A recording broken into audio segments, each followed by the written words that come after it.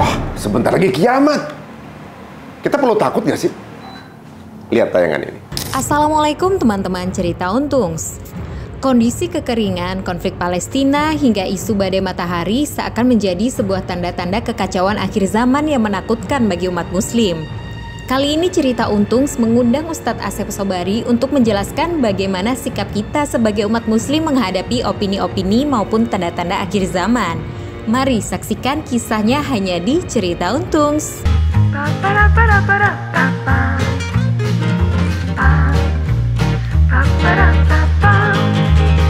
Assalamualaikum warahmatullahi wabarakatuh. Alhamdulillah teman-teman semua, terima kasih untuk tetap berada di channel Cerita Untung untuk berbagai informasi yang kita tampilkan di sini. Terima kasih untuk kritik, saran atau juga masukan yang sampai kepada meja redaksi kami. Alhamdulillah di konten belakangan kita memang relate antara kejadian di Tanah Syam di Palestina dengan fenomena tanda-tanda kiamat atau juga mungkin akhir zaman. Tapi apakah ketika kita merasa ini beberapa ciri-ciri tersebut terjadi dan kita mesti takut? Kalau gitu ada juga orang yang bilang kita nggak perlu bela Palestina deh, takutnya ntar kiamat gitu. Ibaratnya ada yang sampai begitu. Cara meresponnya, kita akan bertemu dengan guru kita, Ustadz Asep Sobari, bersama kita di sini untuk menjelaskan bagaimana respon terbaik menyikapi fenomena mengenai tanda-tanda kiamat atau akhir zaman. Assalamualaikum warahmatullahi wabarakatuh. Waalaikumsalam warahmatullahi wabarakatuh. Sehat? Alhamdulillah sehat. Masya Allah, luar biasa. Terima kasih untuk hadir lagi Ustadz sini, Ustadz. Alhamdulillah. Dan mudah-mudahan nggak kapok untuk sharing sama kita nih. Insya Allah. Insya Allah. Ustadz, kalau menurut pandangan antum nih ya, dengan fenomena yang terjadi belakangan, dengan apa yang terjadi di Palestina, atau juga mungkin beberapa nubuah-nubuah yang sebagai tanda gitu tentang akhir zaman, apakah memang sudah mendekati akhir zaman ini menurut pandangan antum? Bismillah, wassalatu wassalamu ala rasulillah. Kita bukan lagi mendekati akhir zaman, kita memang berada di akhir zaman. Kita memang sedang di akhir zaman ini? Jelas. Oh, kita berarti umat akhir zaman nih? Memang. Oh gitu? Lah, terus mau dibilang apa? Oh, iya. Artinya selain istilah bahwa kita umat akhir zaman, terus apa? Karena sebenarnya kalau kita bicara istilah akhir zaman, bahwa wafatnya Rasulullah SAW saja sudah jelas itu adalah salah satu tanda akhir zaman. Oh, yang dianggap sebagai tanda pertama akhir zaman meninggalnya beliau? Ya, itu termasuk kan. Artinya kehadiran beliau sebagai Rasul dan kemudian wafatnya itu jelas itu bagian dari tanda akhir zaman. Kan begini, para ulama kan membagi tanda-tanda akhir zaman itu atau tanda-tanda kiamat lah mungkin yang paling ininya mudahnya gitu. Itu ada antara alamat atau asyrat sughra dan kubra. Jadi tanda-tanda kecil dan tanda-tanda besar kan gitu. Nah, kalau tanda-tanda kecil mah kehadiran Rasulullah SAW sebagai Rasul, kemudian beliau wafat itu sudah termasuk tanda-tanda kiamat. Dan itu artinya kita sudah masuk akhir zaman. Itu maksudnya fase terakhir? Lah sudah, terus kan tidak ada nabi setelah beliau. Dari situ aja sudah jelas sebenarnya. Kita tuh bukan mendekati akhir zaman, kita tuh sudah berada di akhir zaman. Ah, berarti kalau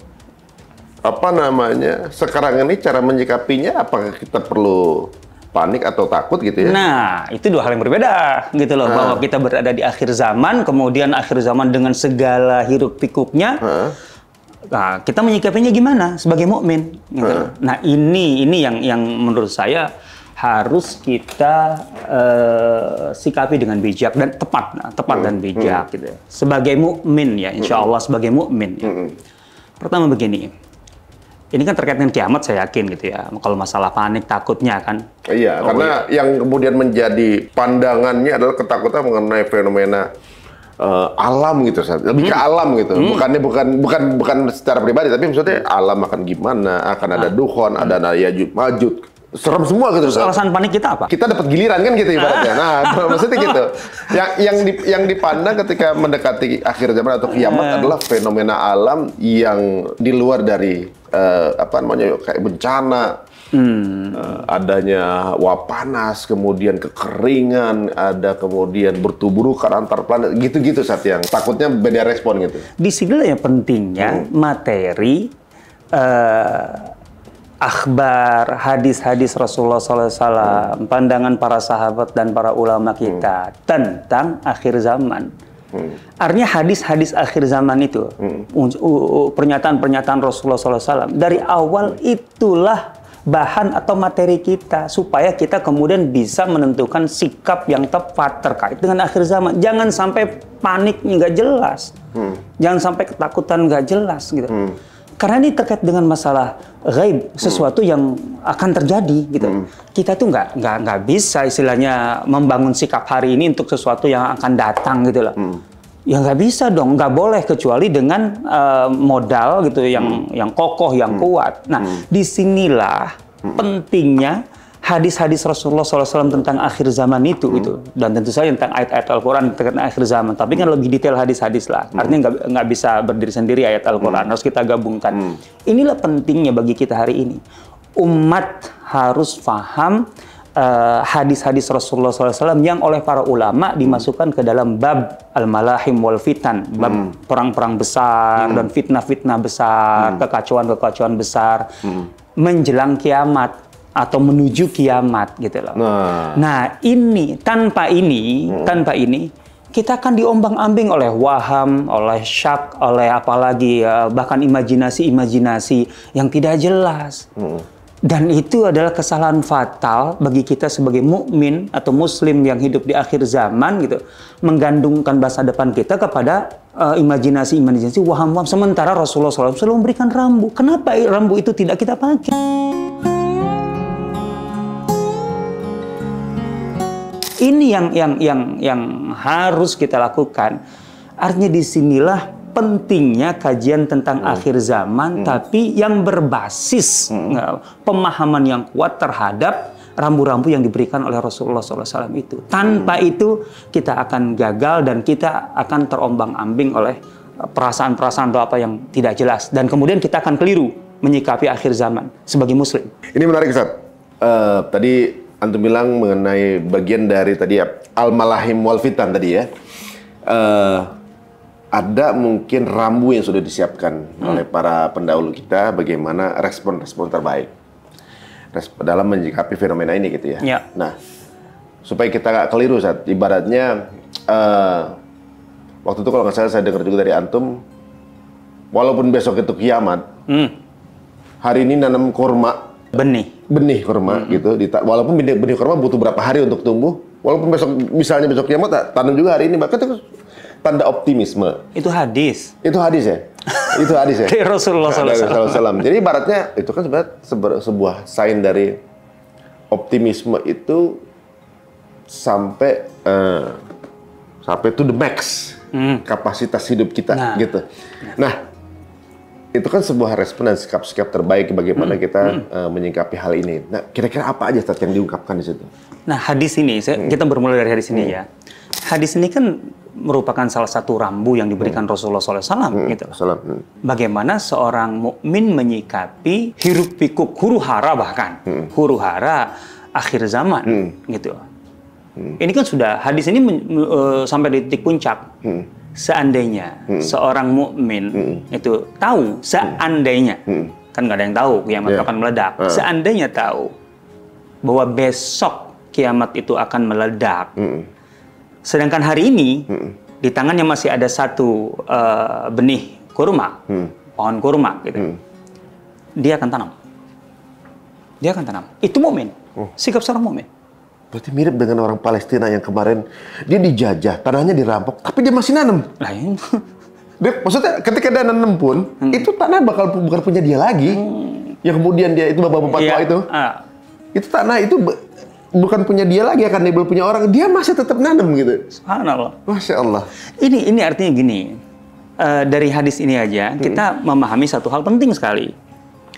Bedakan antara urusan-urusan gitu, yang sifatnya qadari akan terjadi sesuai takdir Allah, dalam arti Allah mentakdirkan ini akan begini. Ya kan memang menjelang hari kiamat kan akan ada huru hara yang luar biasa gitu kan.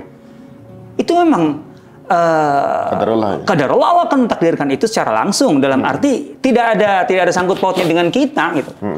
Kita mau gimana pun Dajjal akan muncul. Kita mau apapun juga Nabi Isa akan turun. Kita mau apapun keniscayaan juga. Ya keniscayaan gitu maksudnya. Takdir dalam arti keniscayaan dari Allah. Kita mau ngapain atau apapun yang kita lakukan, ya Ya'juj Ma'juj akan keluar. Sudahlah itu mah gitu. Ngapain juga ibarat kata kita tidak bisa intervensi apapun di situ. Kita tidak. Nah, bedakan antara hal-hal seperti ini dengan yang sifatnya taklifi. Sekarang dengan semua situasi dan kondisi itu, kita sebagai mukmin dituntut apa oleh Allah? Apa yang harus kita lakukan? Bahwa kiamat meledak besok, itu Allah yang menentukan. Kalaupun tadi kan seandainya tahu kiamat akan meledak besok, itu bukan Allah yang menentukan. Emangnya kita mau bisa apa? Nggak bisa ngapa-ngapain. Nggak bisa nunda gitu. Nggak bisa. Tapi sekarang sebagai mukmin, ketika di tangan kita hari ini masih ada satu benih tanaman, ya konteksnya teksnya waktu itu kurma kan ya. Oke, tapi kan nggak mesti harus kurma. Intinya kan sebenarnya kita punya peluang berbuat apa? Kita akan tanam, dalam arti kita tetap berbuat, gitu loh. Seorang muslim itu. Karena itulah yang harus kita lakukan. Itulah yang sifatnya kita taklifi, kita mukallaf. Kita memang ditugaskan oleh Allah untuk berbuat, beramal saleh. Itu yang harus dilakukan seorang mukmin. Effort to the max, gitu ya. Yes. Dan selalu optimis, gitu loh. Dan selalu melihat ada sekecil apapun peluang untuk berbuat baik. Itu tidak disia-siakan. Nah, iya, nanam hari ini, emang besok kalau kiamat mau jadi apa? Iya. Berarti bukan hasilnya yang kita harapkan, tapi bagaimana Allah mendapat kita. Ya karena kalau hasil nggak mungkin lah, orang namanya besok kiamat nggak mungkin ada hasil gitu loh. Tapi yang penting hari ini Anda berbuat apa? Berbuat sesuatu. Anda punya karya apa hari ini? Amal soleh apa yang Anda perbuat? Kalaupun tahu besok kiamat meledak. Ini seorang mukmin. Sehingga kan tadi di awal masalah panik, masalah takut.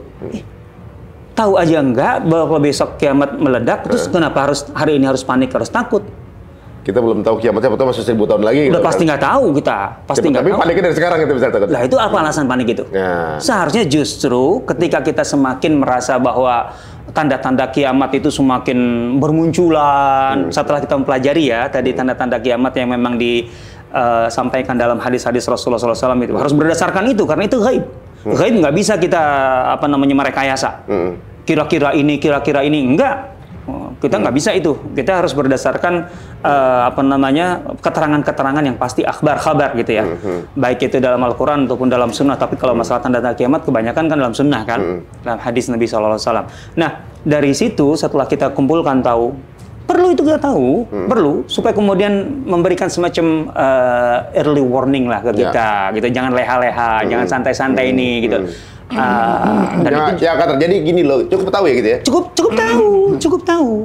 Tapi kemudian, setelah itu kita panik. Ini bukan sikap seorang Muslim.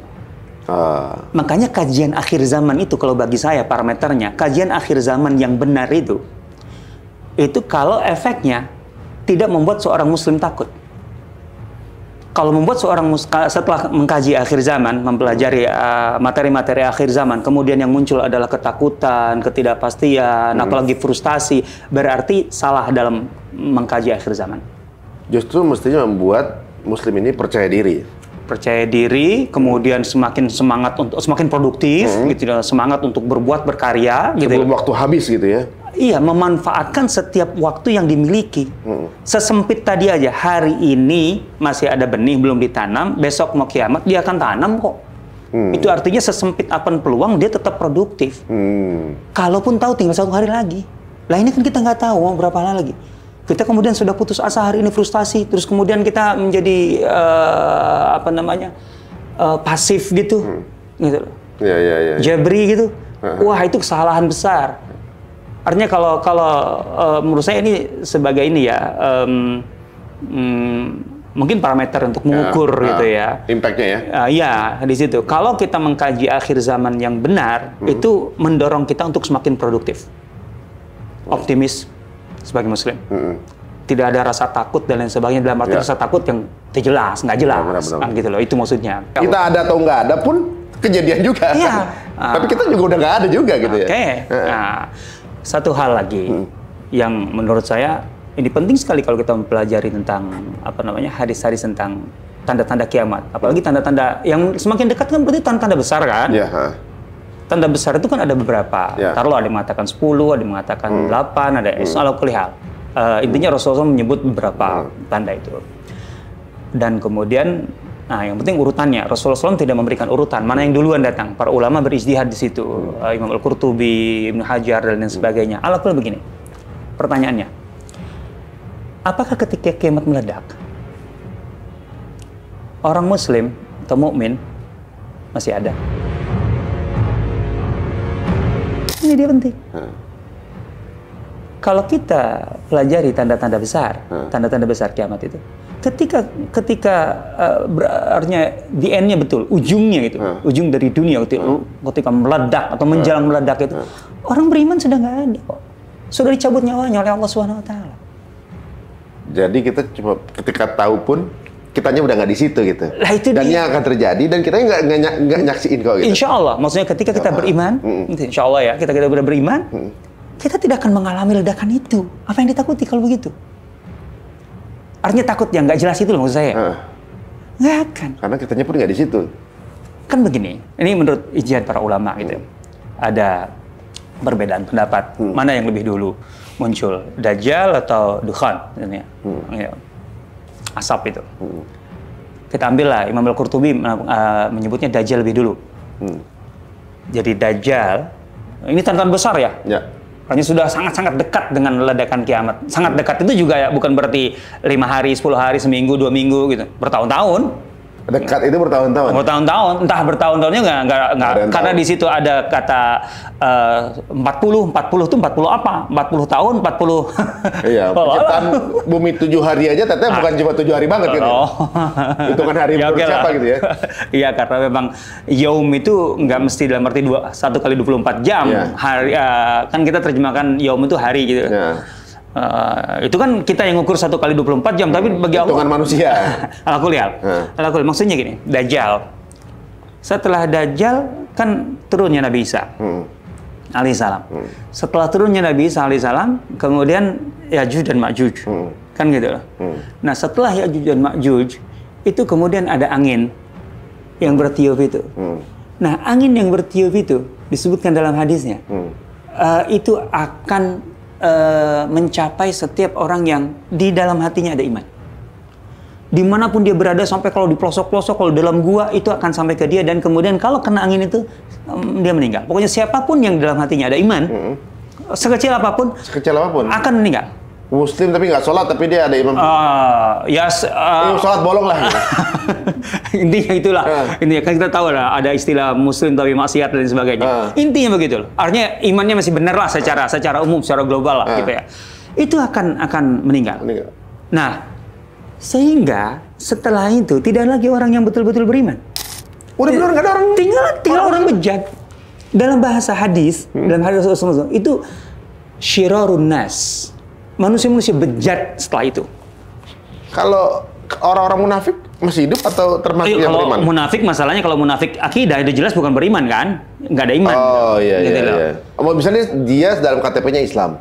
Ya. Tapi dia seorang yang munafik gitu. Ya, artinya kalau dia munafik akidah itu jelas bukan imannya nggak benar pasti. Kan gitu ya. Bukan sekedar terpleset dalam beberapa kriteria yang kemudian dia jadi munafik secara amali gitu ya. Itu masalah istilah lah gitu kan. Tapi yang penting intinya iman benernya nih. Iman yang benar masih ada nggak? Kalau masih ada dia akan meninggal. Nah, setelah itu tinggal syirarun nas gitu ya. Dalam hadisnya begitu, kemudian keterangan Ibnu Mas'ud menguatkan itu, kemudian para ulama seperti Ibnu Hajar juga mengatakan begitu, bahwa kemudian setelah itu masih ada tanda-tanda kiamat yang lain gitu loh. Masih ada tanda. Mulailah matahari terbit dari barat. Udah nggak ada orang Islam? Nggak ada dong, karena ketika matahari terbit dari barat, itu sudah taubat itu udah nggak diterima. Kan itu. Ya, taubat sudah tidak diterima kan? Udah nggak ada di situ. Iya dong, orang bertaubat juga udah percuma saat itu. Nah, setelah itu masih ada beberapa tanda kiamat. Ada yang memasukkan dukhon di situ gitu. Kemudian ada hewan dabah itu yang muncul dari dalam bumi, yang bisa bicara dengan manusia. Kemudian semacam-macam lah. Ada beberapa tanda setelah itu. Nah, baru kemudian meledaklah kiamat. Sehingga ketika kiamat itu meledak, memang nggak ada orang beriman. Oh, jadi Terus nggak perlu ditakutkan ya? Nah, artinya makanya gini, ketakutan yang nggak jelas itu alasannya apa? Ya. Kita tuh sekarang ketika mempelajari kajian tentang akhir zaman itu yang kita perlukan, sudah kalau begitu pelajarilah bagaimana menjadi atau belajarlah untuk menjadi seorang mukmin yang baik.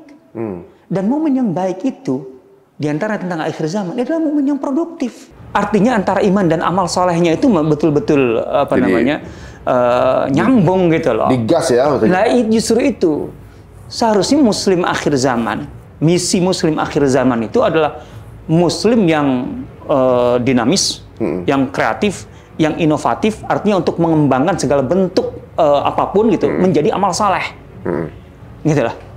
Itulah mukmin akhir zaman yang sesungguhnya, gitu lah.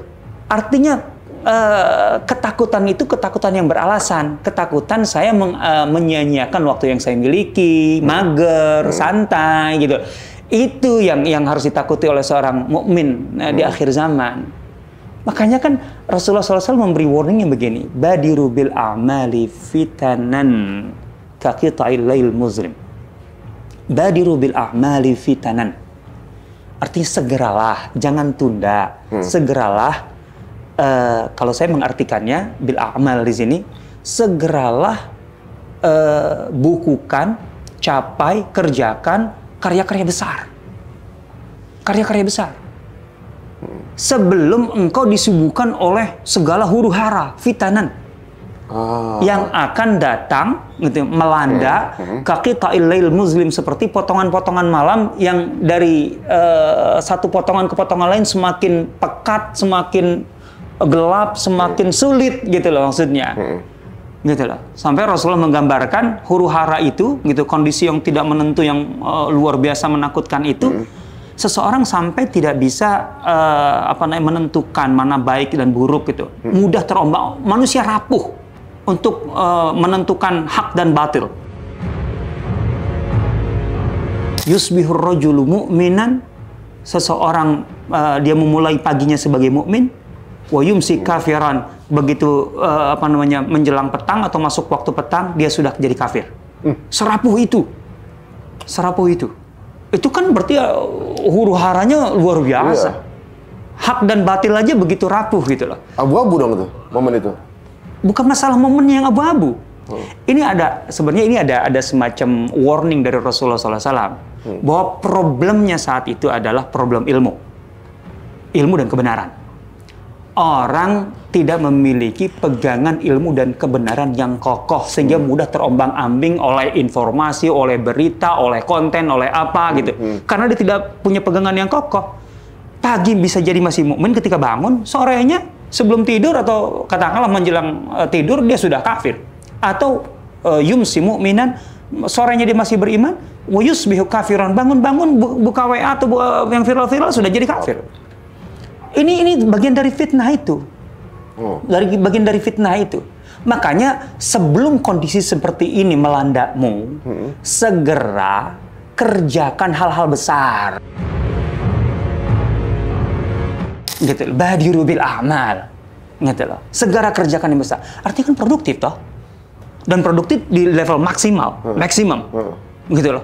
Karena kalau katanya katakanlah amal di sini adalah karya-karya yang biasa-biasa. Loh, itu nggak berimbang dengan peringatan Rasulullah bahwa akan ada fitnah-fitnah yang luar biasa itu. Nggak balance dong. Fitnahnya begitu gede, kita karyanya istilahnya cemen-cemen aja gitu. Lah iya, katakanlah gini, kalau sedekah ya, kita tahu senyum itu sedekah. Betul, tapi masa sih kita berhenti di senyum doang?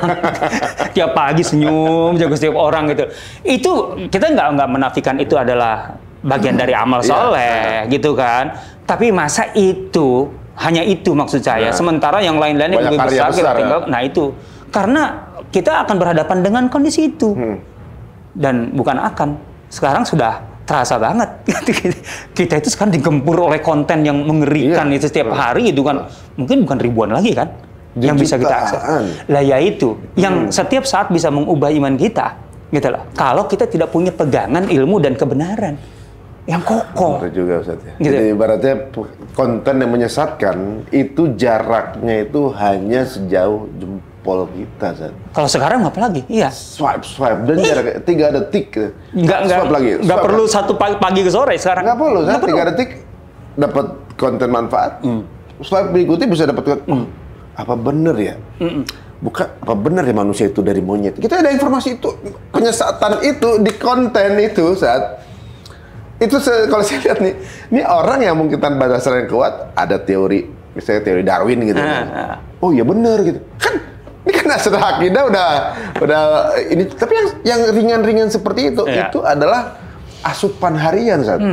Jadi menjadikan anak-anak zaman sekarang atau anak-anak generasi penerus itu dengan pijakan yang kuat ini sebetulnya sebuah PR besar sih sebenarnya, karena informasi yang ringan, entertaining dan menyesatkan itu mudah diakses. Ini kan rambu dari Rasulullah kan, sebenarnya kan, rambu dari Rasulullah. Jadi persoalan akhir zaman itu adalah persoalan ilmu dan kebenaran yang kokoh itu. Itu yang harus ditanamkan. Artinya itulah yang harus menjadi kegelisahan kita bersama. Bagaimana di zaman seperti ini yang kita tanamkan, yang kita sampaikan, yang kita ajarkan, itu mulai dari masalah-masalah fundamental, ilmu-ilmu dan kebenaran yang sifatnya absolut, gitu loh. Yang absolut terus punya. Manusia zaman sekarang itu, intinya kan manusia kehilangan pijakan yang absolut, kehilangan yang sakral sekarang. Apa sih yang disakralkan sekarang? Gitu loh. Tanda akhir zaman itu kan masalahnya kehilangan kesakralan. Orang tua dituntut oleh anak dan bla bla bla kan begitu. Itu kan kehilangan sakralan, padahal orang tua tuh bagi anak sakral sekali seharusnya. Kenapa orang mudah berubah keyakinan sampai pagi mukmin terus sore kafir? Ya biudinahu bi'aradin medunya. Dia menjual agamanya hanya untuk mendapatkan imbalan dunia yang sangat-sangat remeh. Artinya bayangkan, agama yang itu sifatnya harus kita junjung di atas kepala, begitu sakral dan absolut, itu menjadi komoditas transaksi. Gitu loh.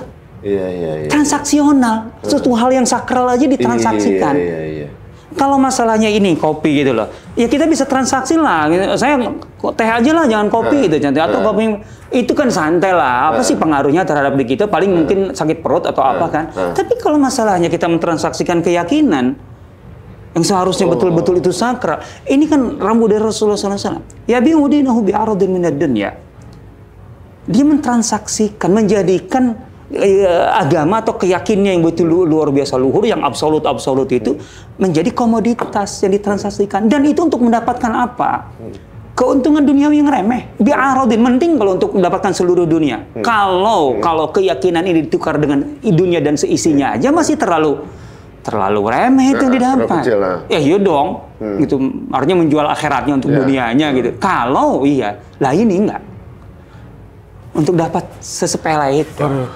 Apalagi sekarang prihatinnya gini, kalau kita scroll di sosmed yang mudah diakses gitu ya, penyesatan itu bentuk itu kadang lebih entertaining. Ilmu itu nuansanya terlihat boring gitu. Tapi kalau penyesatan dikemas dengan entertainment gitu kan. Bahkan juga sekarang penyesatan itu udah dengan package seperti seorang ahli ilmu gitu, gitu ya, yang belakangan ada viral gitu, seorang yang mungkin orang ngeliatnya seperti ustadz gitu ya, kemudian mengatakan menerjemahkan satu surat gitu dengan gayanya beliau, kemudian ditadaburi dengan tanda petik kali ya tadaburnya kan? Maksudnya tadabur versi beliau gitu. Ini bahwa yang belakangan gitu ya, bahwa surat Al-Qari'ah itu adalah surat pembaca Quran gitu misalnya. Itu kan mungkin apakah ini bagian dari fenomena tanda itu, Zat? Bagaimana? Jelas itu rambunya di sini jelas sekali. Untuk yang nggak punya dasar kan menganggap itu sebuah informasi ilmu. Nah itu dia. Dengan packaging, dengar ceramah nih dari seorang ustadz gitu kan. Itu baru satu. Banyak yang lain, Zat. Banyak yang informasi mengenai apa gitu. Ketemu nabi lah begini, tandanya begini, kemudian macam-macam lah, Sat. Mengelus dada ya. Artinya ngenes ya denger. Nah ini sekali lagi, kalau kita baca tentang hadis-hadis tadi, fitan lah gitu ya, akhir zaman. Ada yang diistilahkan oleh Rasulullah SAW sebagai tahun-tahun penuh tipu daya.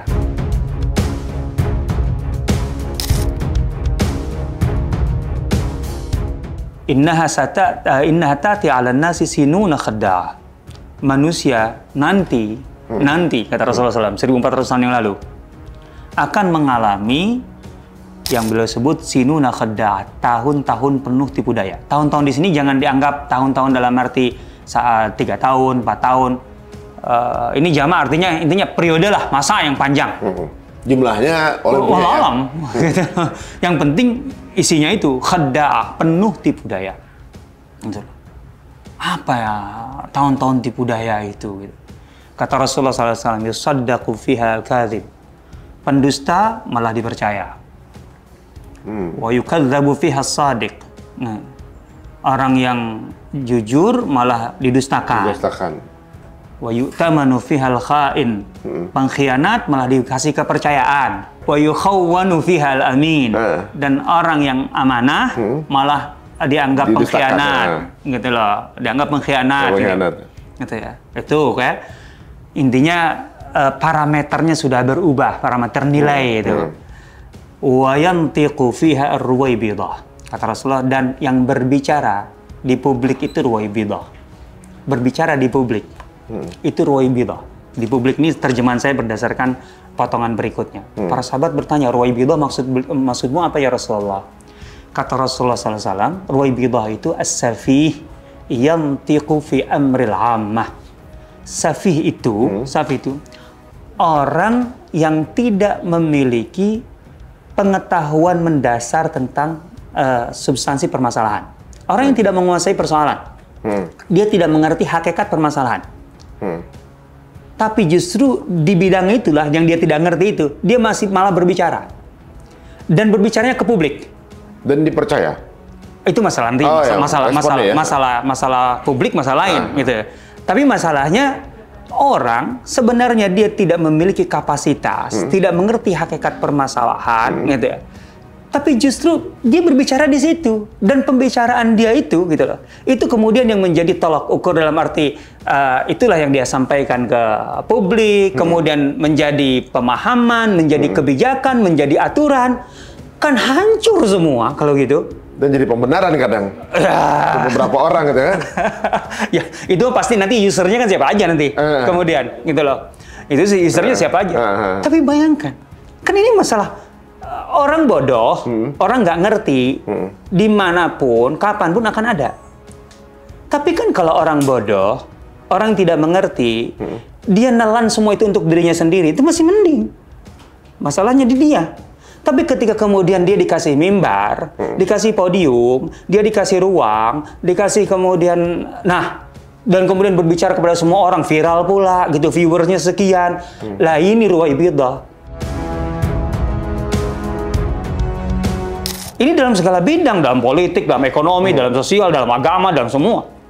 Oh, jadi bidang-bidang di luar agama pun? Semua. Rasulullah SAW tidak berbicara, tidak membatasi itu dalam masalah agama saja. Tapi tentu masalah mendasarnya di agama, gitu loh. Karena agama itu kan menjadi tadi nilai-nilai absolut ada di situ, fundamental dan absolut ada di situ. Oh. Ini rambu ini. Artinya kita ngerti dari awal oleh Rasulullah SAW sudah di apa namanya? Dibingkai kita ini. Beliau sudah menuntun kita, memberi pedoman. Nah, akhir zaman tuh fitnah karakternya gini. Sehingga dari situ justru kita semakin jelas nih, karena rambunya jelas, kita jelas harus bersikap seperti apa. Jangan sampai kita keliru dalam memahami itu dia. Responnya ya, berarti ya.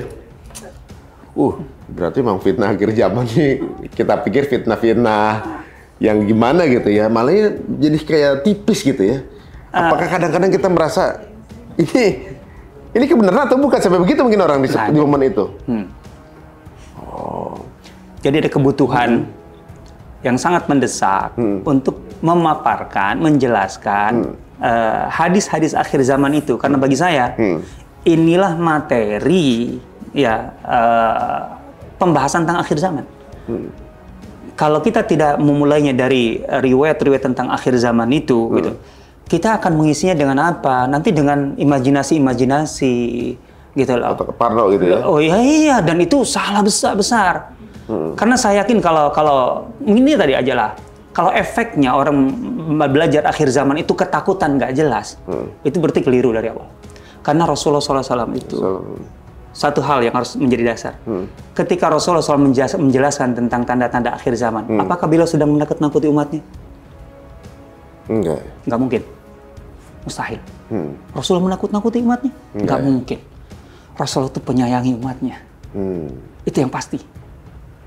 Artinya dengan hadis-hadis itu, beliau itu sedang menyayangi, bukan sedang menakut-nakuti. Ini bobotnya loh maksudnya. Karena nggak mungkin Rasulullah menakut-nakuti. Jelas sifat Rasulullah itu. Laqad ja'akum rasulun min anfusikum azizun 'alaihi ma 'anittum harisun 'alaikum bil mu'minina raufur rahim. Rasul yang datang kepadamu itu, gitu. Itu sifatnya oleh Allah gambarkan azizun 'alaihi ma 'anittum. Segala beban berat yang kalian pikul itu dirasa berat olehnya. Kalau bisa beliau itu mengangkatnya, beliau angkat. Dan berkali-kali beliau berdoa kepada Allah untuk meringankan umatnya. Mana mungkin hadis itu kemudian menakut-nakuti kita.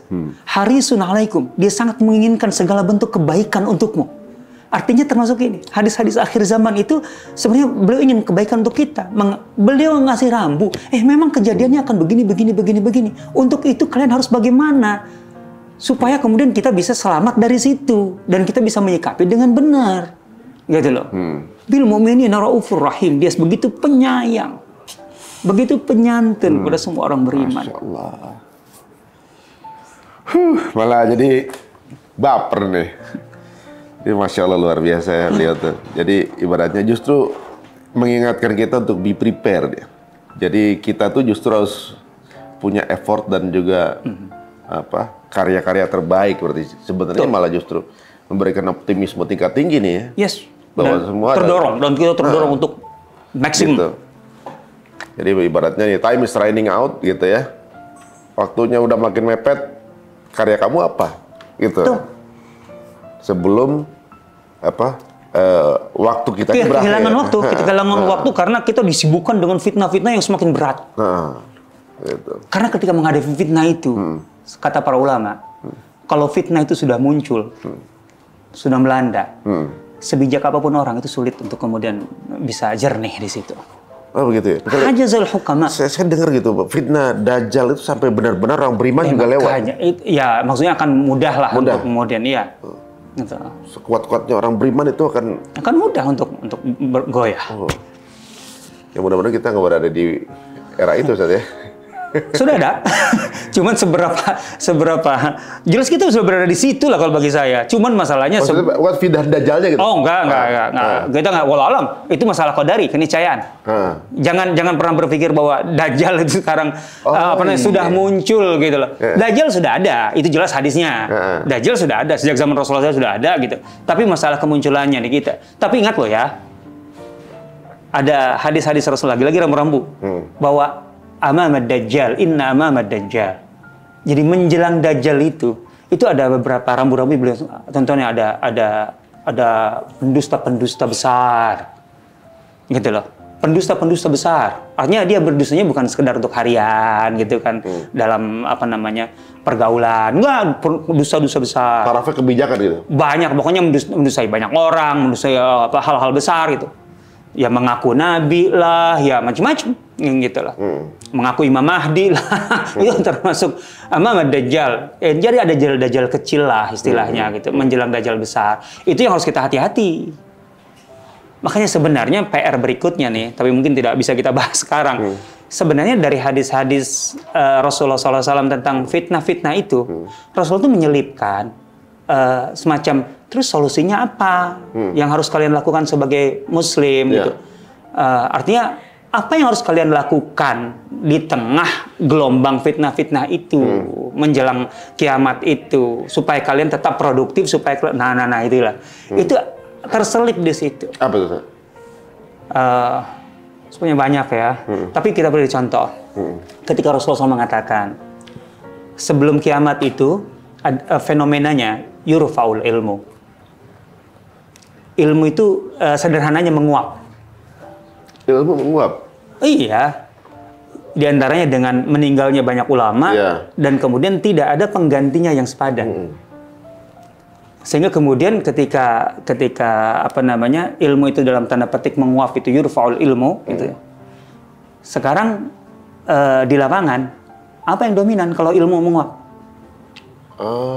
Kan kebodohan. Kebodohan jadinya ya. Ya iya dong. Wa yadhharul jahlu. Jadi diangkat itu ilmu itu di Iya, ini kan apa namanya jelas lah, clear lah gitu ya, apa namanya hukum sebab akibatnya kan, kausalitasnya di sini. Ilmu menguap, yang dominan adalah kebodohan. Wa yadhharul jahlu. Nah, ketika wa yadhharul jahlu yang dominan itu adalah kebodohan, gitu. Berarti urusan-urusan manusia, persoalan-persoalan publik itu diselesaikan dengan apa? Dengan ilmu atau dengan kebodohan? Dan kebodohan tentunya. Jelas dong, karena ilmunya menguap kan. Hukum-hukum menjadi hukum manusia.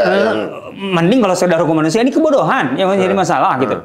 Kemudian dari situ kata Rasulullah SAW, wa yaksurul haraj. Dan kemudian yang akan merajalela, merebak di mana-mana, mewabah di mana-mana, itu adalah al-harj. Apa itu al-harj? Rasul memberikan isyarat pembunuhan. Nyawa manusia begitu murah. Udah nggak ada harganya. Kenapa sampai begitu? Kenapa muncul ini? Gitu. Karena ketika manusia menghadapi berbagai permasalahan dan mereka tidak punya ilmu yang benar, gitu, yang tepat untuk menyelesaikannya dan tinggal kebodohan, gitu loh. Manusia kalau tidak bisa menyelesaikan masalah dengan otak, akan menyelesaikan dengan apa? Fisik. Dengan otot. Dan puncaknya adalah pembunuhan. Setiap permasalahan itu diselesaikan dengan membunuh orang lain. Persoalan ekonomi merampasnya dengan cara bunuh. Masalah apapun politik begitu, masalah apapun begitu. Makanya nyawa jadi murah karena manusia tidak bisa menyelesaikan masalahnya dengan ilmu yang benar dan tepat. Segampang itu menurutnya. Itu puncak lah, puncak dari kejahatan kan pembunuhan itu. Intinya dengan segala bentuk kejahatan, tidak lagi dengan ilmu.